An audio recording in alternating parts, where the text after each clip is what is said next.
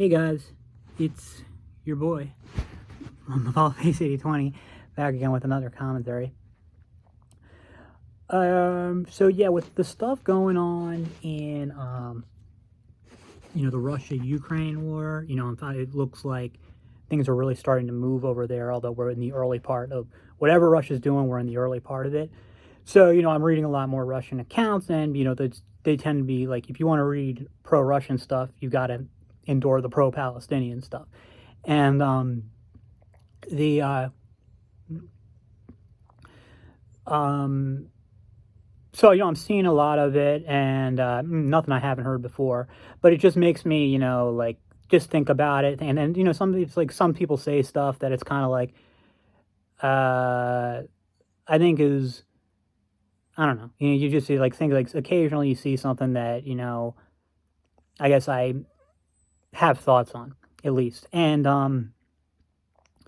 so, we'll do a brief recap for those of you who don't know me, who haven't seen my previous videos. Okay, I'm Jewish, and, I was born and raised here in America. But it's always, I consider myself Jewish first and American second. So, and the American, it's like, it's not even a close second. It's like, it's not even in the same universe. And, before, which isn't to say that I didn't at least used to be patriotic towards America. The Trump years kind of killed that for me because of it was the Trump years that really made me start to see realize that America was the enemy of, pretty much anybody who supports Trump. The American state is just, beyond salvage. That's kind of a subject for a different video. But yeah, no, the America that I grew up in, I loved a lot. And, I had a lot of attachment and loyalty to it. And, this fortunately never got tested, so it's easy for me to say now, but I think that if I had been called on to serve America in war, I would have done so. And I would have been proud to do so. I don't know if it would have been possible with my health issues, but assuming that the health stuff was okay, yeah, definitely. And certainly after 9/11, I thought on a pure patriotic lens, I was really really upset when that happened. Of course, if it happened today, nobody would care, as I've talked about before. It was a different world, So. But anyway, so when it comes to being Jewish, I've kind of gone full circle on my views towards the state of Israel. Because I used to be an atheist. So back when I was an atheist, I was very pro-Israel, strongly pro-Israel, actually very right-wing pro-Israel, extreme far-right, ultra-nationalist type. Didn't want to actually live there myself, but I supported, I wanted there to be to Israel to be this right-wing nationalist ethno-state. And,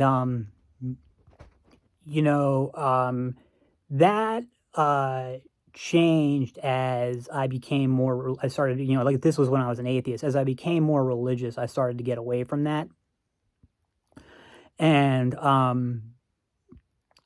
then, it eventually got to a point where I started to believe the more religious anti-Zionist views, which was that there should be you shouldn't use military force to establish a state before Messiah comes. And that was definitely how I felt. It's I would say that it was really the October 7th attacks that really made me start to feel that way. That that was a mistake. It was a mistake to use military force to establish the state. I always supported, and I've never wavered on Jews making Aliyah to Israel and Jews building and settling the land of Israel. I was always supportive of that. But I was against like I said, military force to establish a state. I would say the better idea is to just let the Arabs keep running the place. And then, we'll take control when Moshiach comes. then, it's really probably been in the last month where I've started to kind of go away from that again and think that, like, well, maybe maybe it was necessary to use military force to establish the state to bring Moshiach, and that's that's kind of where I am now. That is where I am now. So to me, like Eves, I would say, like, the state of Israel in and of itself means absolutely nothing to me. I only see it as a tool to bring the redemption. That's it. I don't like it. That's the whole purpose of it. Beyond that, I think it is a fucking embarrassment. The thing is, I don't ever feel, embarrassed or ashamed of being Jewish. But the state of Israel does kind of make me, with its behavior, does make me embarrassed a lot of the time. And it's got nothing to do with Palestinian rights, which A, I don't care about, and B, Palestinian rights have nothing to do with Judaism. So it's fine if you care about the Palestinians, okay? If you say, like, oh, Palestinian rights, stuff like that. What's not fine is to say that, which, with some, like Natera Karta, however they pronounce it, say that, like, it has anything to do with Judaism, okay? Like, Judaism and Palestinian rights have zero to do with each other, okay? There's like, so like, if you can criticize Israel all you want, what you can't do is criticize Israel from a Jewish perspective. Well, I guess you could, but it would be for the other way. It would be for Israel not being right wing enough, not because Israel's too mean. So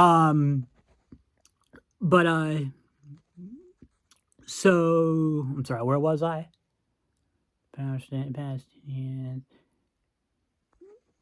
Oh yeah, no, it's not got nothing to do with Palestinian rights. It's got to do with that the state of Israel is just so weak, so feckless, and it's not even really a country. It's like, I think I've described it before. Is that it's more like if you read the Bible, like the time of the Judges, when, like, Jews lived in the land of Israel, but there wasn't really a state there. There was just like an enclave. And it didn't become a real state until King Saul took over. But that's what it is. It truly is. It's a fake country. Like, I know that's, like, anti-Semites like to say that, and they mean it in a different way. But it's also true, technically speaking. Like, it's just not a real country. It's so pathetic, and it's beyond pathetic. It's not just the weakness and the patheticness. It's the cringe factor. Like, if you ever see, like, Israeli diplomats talk, it's always the most like cringe way possible. It's pathetic. It is truly pathetic. It's embarrassing. I would definitely say that's the thing is that would be one thing I think everybody could agree on. You could be the most pro-Israel person in the world. You can think, like, Israel's awesome, gung-ho Israel, love Jews. But you would have to be, if you were intellectually honest, you'd admit that Israel's also the most cringe country in the world. And which is saying a lot, because there's some pretty cringe countries out there. I mean, there's this whole like anti-Israel movement in the West is cringe too. But I would say that Israel itself is cringier. So anyway, the only reason I'm telling you all this is just background, for this subject, which is U.S. aid to Israel. Those of you who follow far right politics, or even far left politics, I don't know if it's quite as big on the left, but it probably is. Like, know that there's this real big thing about aid to Israel, and it had way before this war in Gaza started. Like, people are really, like, something like the people who are against aid to Israel are, like, really against it. It's like a huge deal. I'm talking about, like, the Nick Fuentes types on the right, and I'm sure there's mirror images of them on the left. They're really obsessed with stopping U.S. aid to Israel. And the reason that they're so obsessed with stopping U.S. aid to Israel is because they think that if the U.S. stopped aid to Israel, that Israel would collapse. And that's what all these people protesting think. They think that, like, well, if the U.S. stops the aid, then Israel will collapse, which is what I used to think before I actually, learned about the region and the conflict overall. because the U.S.'s relationship with Israel is not really what you think. Like, one thing that's always said is that Israel is totally dependent on the U.S. Yeah, I mean, that's true. It's true. But like, it's not like there's more to it than that. So if you want like the birth of Israel, like in Israel's first war, the U.S. didn't provide any aid. In fact, there was actually a military embargo against Israel, against the whole region there at the time. It wasn't against Israel in particular. It was an embargo of the entire region. Israel in that war got its weapons from a mixture of domestic manufacture and purchases from Czechoslovakia, which the Soviet Union agreed to just fuck with the West in the Middle East because they knew that, it would cause, issues between America, the UK, and the Arab Islamic states. So, yeah, in that first war, Israel didn't get any aid. It didn't even really get any U.S. weapons, other than the weapons it illegally smuggled in. So, the first war didn't really make a difference. Israel continued to not. Israel would receive some grants in like the 50s and 60s. Like they would receive some aid, but it was like a drop in the bucket. And they would also get like those arms embargo. Like they would get some weapons that they paid for, but they would still get those weapons. Israel's main benefactor, though, in the 50s and 60s wasn't the U.S. It was France. It got France was the ones who built Israel's nuclear program, and Israel got most of their weapons from France. And then Israel had still does has a pretty by the 60s it had a pretty extensive arms industry. It was big in the 50s too, but in the 60s it was there. Then what changed everything was the 1967 war. So the 1967 war ended Israel's partnership with France. De Gaulle for multiple reasons, decided to pivot towards a more neutral stance in the conflict. So France no longer would provide Israel with weapons. So at least not directly. They did under the table continue to do some stuff. So that Israel went to like a mixture of domestic manufacturer and started to make the U.S. its main arms supplier. The U.S.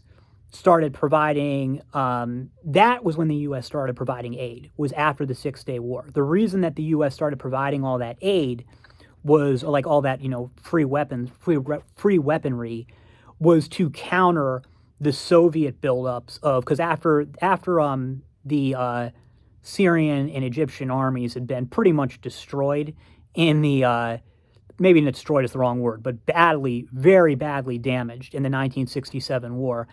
The Soviets, using mostly Saudi money, rebuilt the armies of those two countries. And not only did they rebuild it, but then in 1968, so less than a year later, Nasser started what was called the War of Attrition, which went on for over 1,000 days. So it never really became like a hot war. It was like this war on the borders it was a war on the Suez Canal with Egypt and a war in the Golan Heights with Syria. But it was really small scale. The idea was like Nasser was thinking that Israel, due to its small population size, couldn't sustain this sort of like constant low-level combat. And they by keep fighting this way, Israel would eventually have to. I don't think Nasser really cared about the Golan Heights, but Israel would have to eventually leave the Sinai Peninsula because Israel had a huge front to guard there in the Suez Canal. So that went on until Nasser suddenly died of a heart attack. The guy did smoke 5 packs a day, and Sadat took over, and Sadat immediately ended the war there were multiple reasons there. So that war ended, and you could kind of just look at it's sort of controversial how it's like some people see it as an Israeli win, some people see it as an Egyptian win, some people see it as a draw. It kind of depends on how you look at it. But the thing is, what it did do is set up Egypt and to a lesser extent Syria in very good position for the Yom Kippur War, the war in 1973. So anyway, the thing is, the U.S. provided massive aid in between 1967 and 1973. So before 1967, Israel was not really getting a lot of U.S. Economic or military aid. Then came, the catastrophe for Israel of the 1973 war, where actually during the war, Nixon launched Operation Nickel Grass. So I think it was on the 8th day of the war. By the 8th day of the war, you had like the U.S. airlifting military supplies to Israel during a war. And then not only that, but then like after the war was over, new aircraft, new planes, it's everything to replace all the stuff that was lost in the war because Israel took one hell of a beating in the 1973 war. It really lost a lot. Actually, I mean, obviously, you always regret the loss of life, but I think it's one of the most interesting wars. One of the most interesting wars in history is the 1973 war between Israel and Syria and Egypt.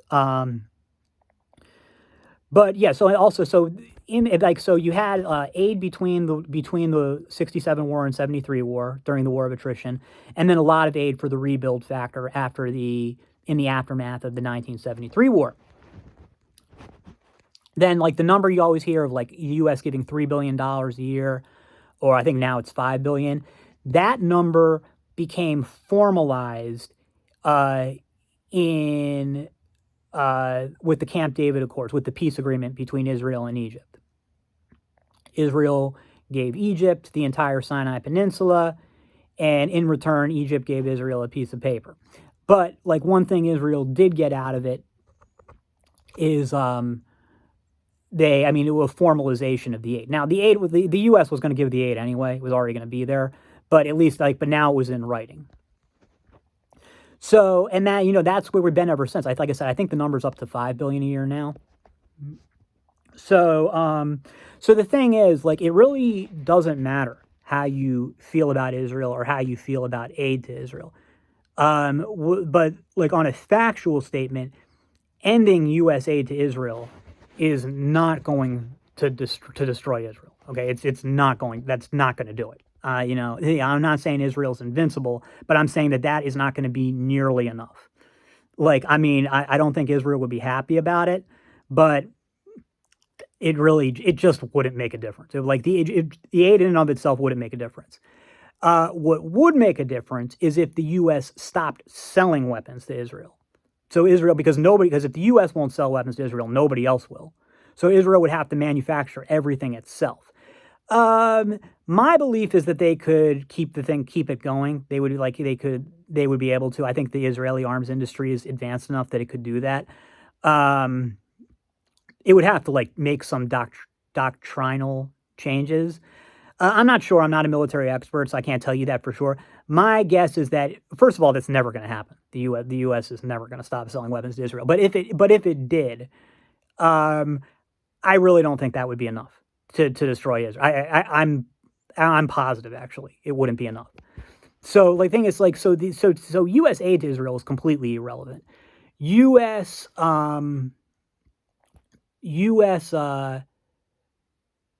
Weapons shipments to Israel, not irrelevant, but not decisive either. I think you could make a case that they were decisive in that 1967 through 1973 time period.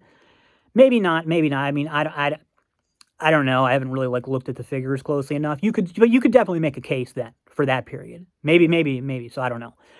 But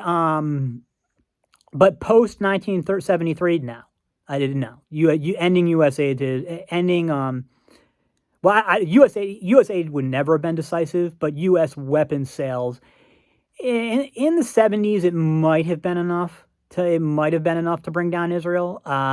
But today, no, definitely not. Absolutely not. So that leaves the other thing, which is U.S. diplomatic support. That's not really a big deal. The thing is the UN stuff, those sanctions only matter if they can be enforced. and the only people who can enforce them are the U.S. So let's say that the United States stops vetoing resolutions in the Security Council that say, like, Israel's got to leave Gaza tomorrow, or there's going to be international sanctions against them, whatever.